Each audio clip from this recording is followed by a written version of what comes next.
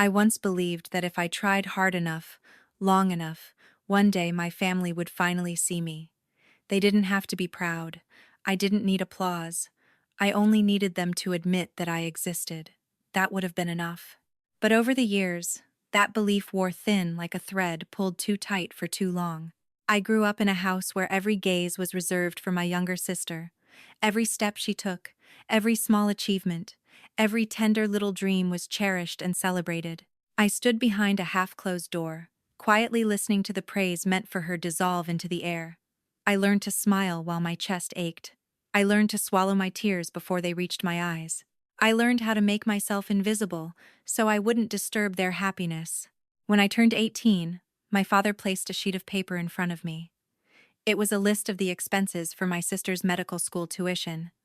There were no questions, no hesitation, just one short sentence. You'll work and take care of this. I stared at the long column of numbers. It felt as if someone had wrapped a hand around my chest and squeezed. In that moment, my own dream of going to university slipped quietly to the ground without a sound like a dried flower touching the floor.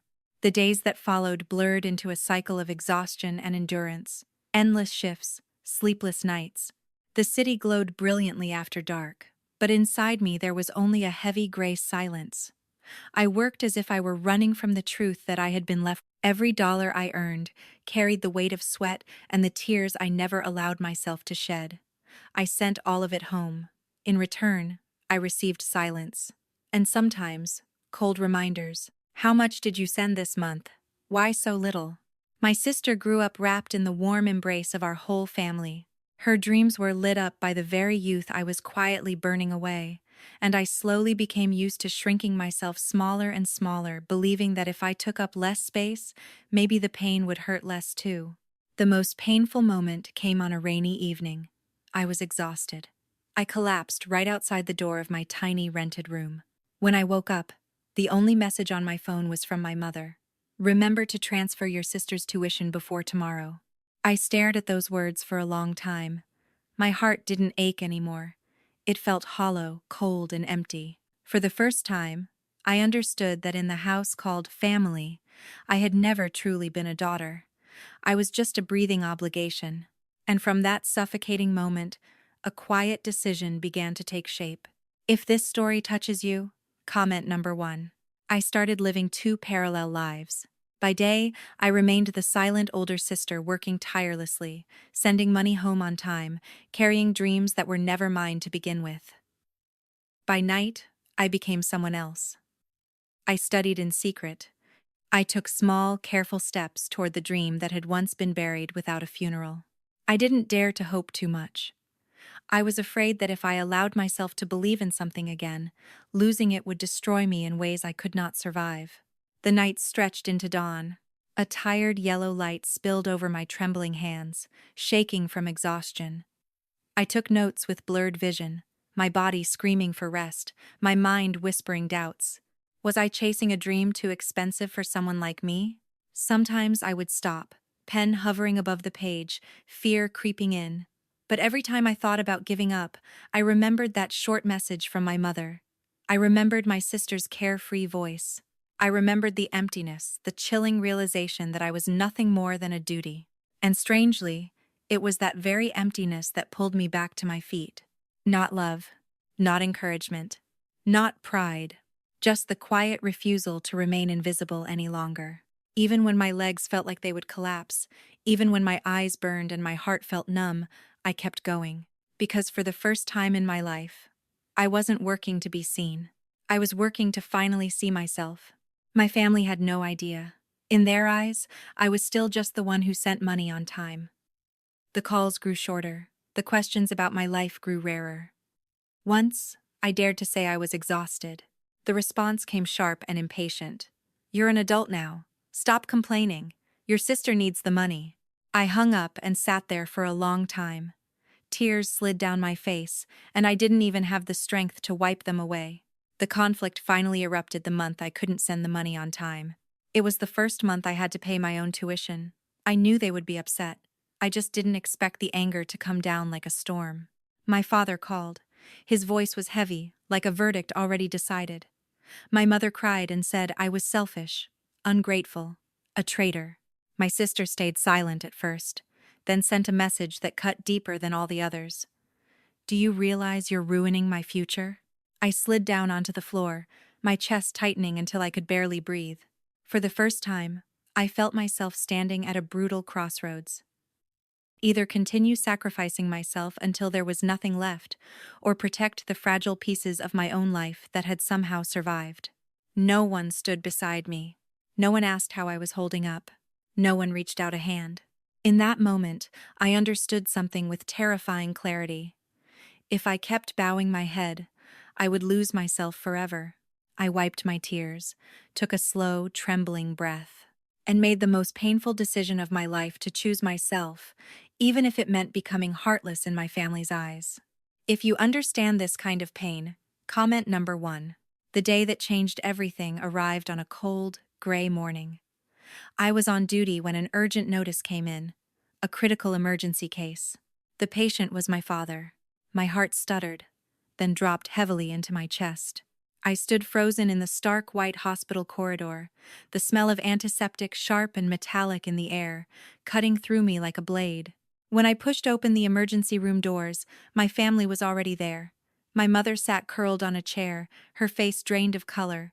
My sister stood beside her, fingers trembling around her phone. They didn't look at me. Perhaps, in that moment, I was still the daughter who had sent money late, the sister who had disappointed them, the one who had dared to put herself first. But as I stepped closer to the hospital bed, watching my father lying there, suddenly fragile, suddenly mortal, I felt something inside me shift. For years, I had been invisible in that family.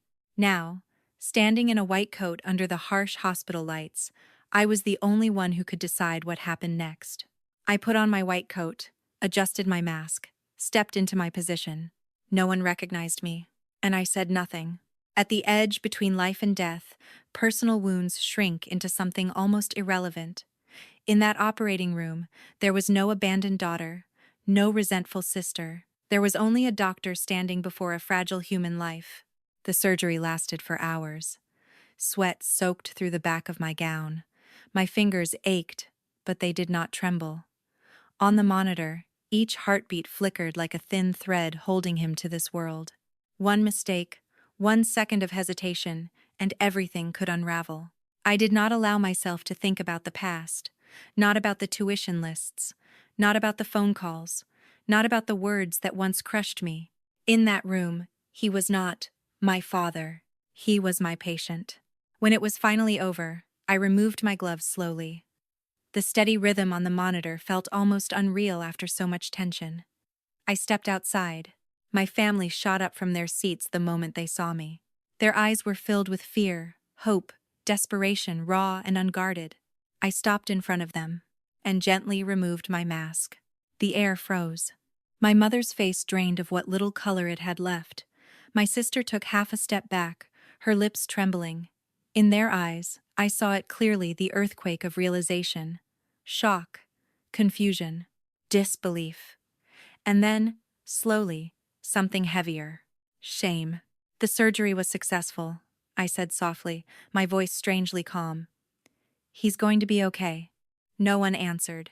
Silence fell between us, thick, heavy, aching. If this moment makes your throat tighten, comment number 1. For the first time in my life, they looked at me as if I were real. Not a wallet, not a burden, not a duty, but a doctor. A woman who had rebuilt herself quietly from the ashes of everything she had been denied. I turned away before their tears could reach me. Inside my chest, there was no triumph, no anger, not even relief. Only a vast, quiet space. I understood then that something irreversible had shifted, not in them but in me. From that moment on, I would no longer live to be acknowledged. I would live simply to be myself. After the surgery, the hospital grew strangely quiet. Long corridors, bathed in cold white light, echoed with my slow footsteps. Each step felt as though it was pulling me further away from a past that had weighed on my chest for years. And yet, the farther I walked, the heavier my heart became. Crossing that boundary had not magically sealed the wounds inside me. My mother came looking for me late that afternoon. She stood outside the on-call room, her figure smaller somehow, her eyes uncertain. For a long time, she said nothing. Then, softly, she called my name, the name I hadn't heard spoken with tenderness in years. I turned around. For a moment, I simply looked at the woman who had given birth to me, and I realized she had aged more in these past few years than I had allowed myself to notice. The lines on her face were deeper, her shoulders seemed to carry something invisible and heavy. She began to cry. The tears fell clumsily, carrying with them fragments of apologies that seemed too late, too fragile. She said she had never imagined I could go so far, never understood how much I had endured, never realized how lonely I must have been. As she spoke, I waited for a sense of relief to wash over me. It didn't.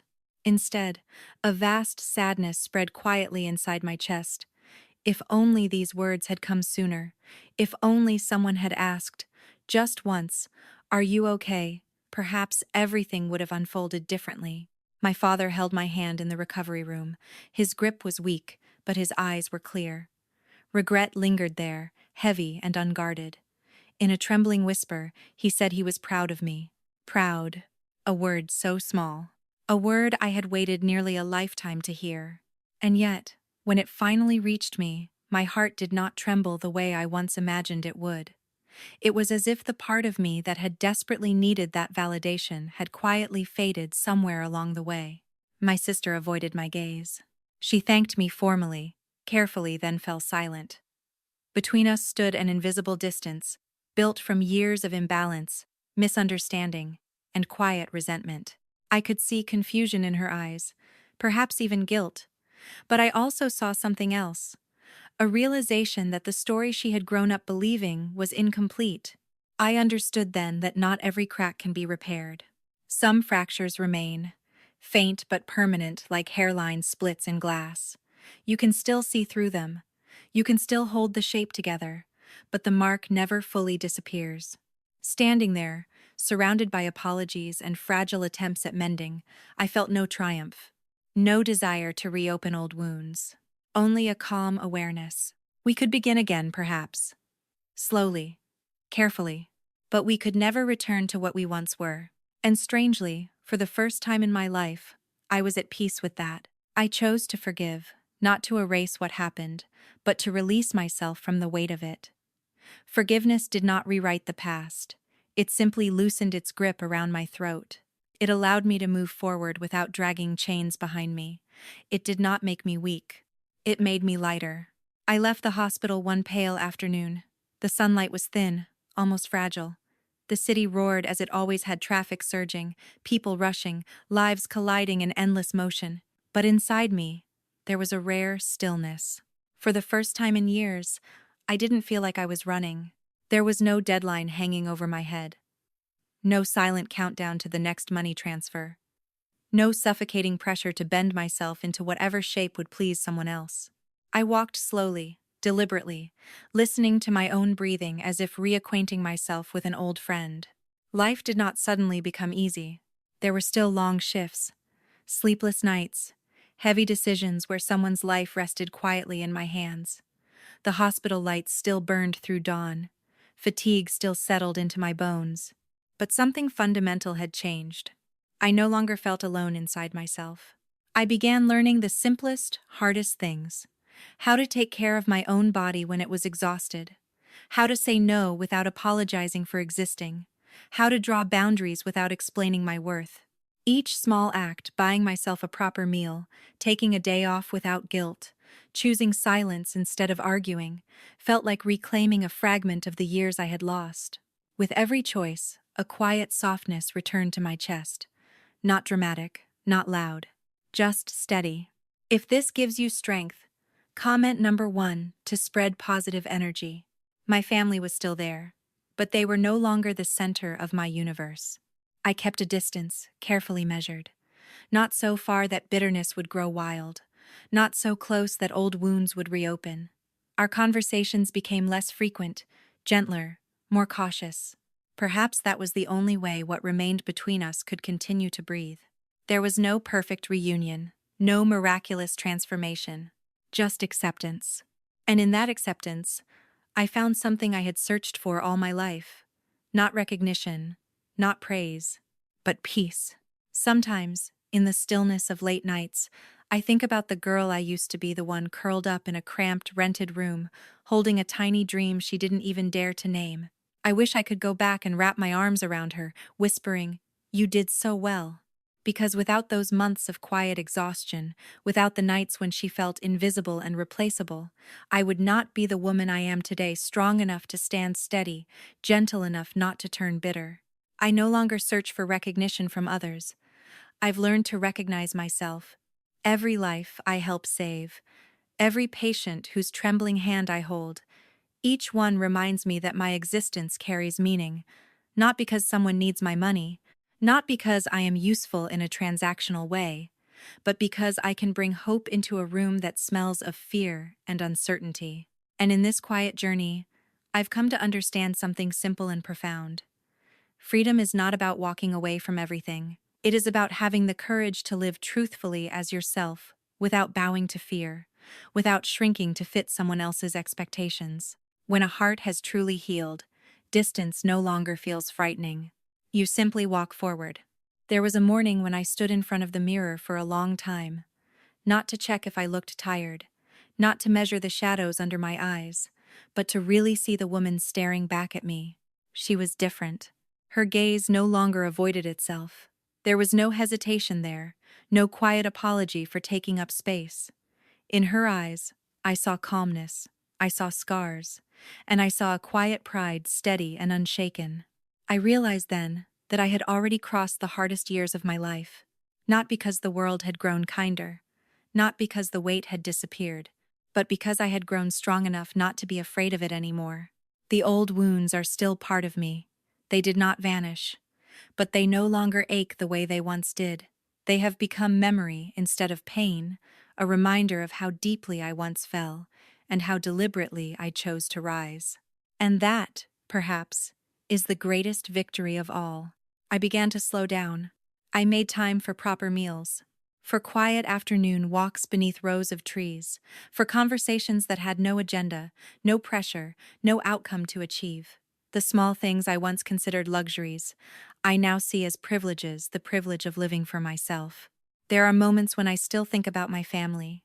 I remember the old dinners, the evenings when we sat together under the same roof, but the memories no longer pierce my chest. They pass through me like a gentle breeze, felt, acknowledged, and then gone.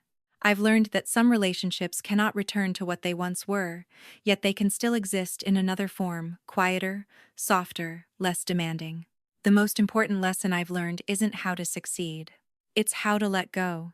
To let go of expectations that were never truly mine. To let go of responsibilities that drained me dry. To let go of the desperate need to be acknowledged by those who never truly saw me. I no longer feel the urge to prove myself. All I want now is simple.